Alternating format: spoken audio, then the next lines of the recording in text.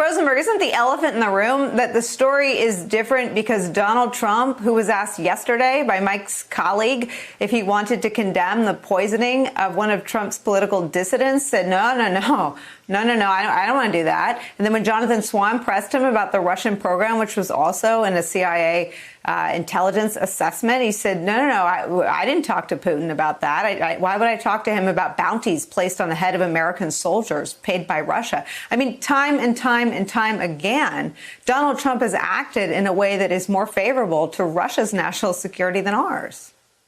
Yes, absolutely, Nicolle. I couldn't agree more. Look, we've heard this song before. We heard it, as Mike suggested, in 2016.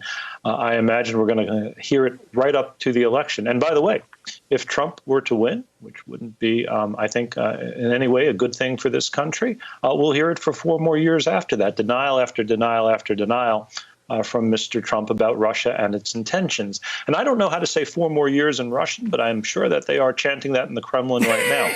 You know, if you think about the things that Russia would have wanted, right, from a U.S. president, but never in a million years thought it could get, it would be Donald Trump. It would be the dissolution of NATO, or at least the degradation of NATO.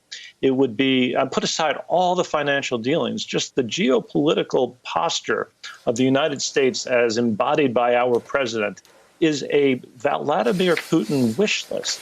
It's absolutely extraordinary. And by the way, I think we know a lot about this. We may not know it perfectly, but between the Senate Intel report, which runs about 1,000 pages, and the Mueller report, which runs about 448 pages, we know an awful lot about what happened, and we know they're coming at us again. And I have no doubt that what Chris Wray, the FBI director, said the other day is true. They are interfering in our election, and they are doing it in a way that favors Donald Trump and that denigrates Joe Biden. Hey there, I'm Chris Hayes from MSNBC. Thanks for watching MSNBC on YouTube. If you want to keep up to date with the videos we're putting out, you can click subscribe just below me or click over on this list to see lots of other great videos.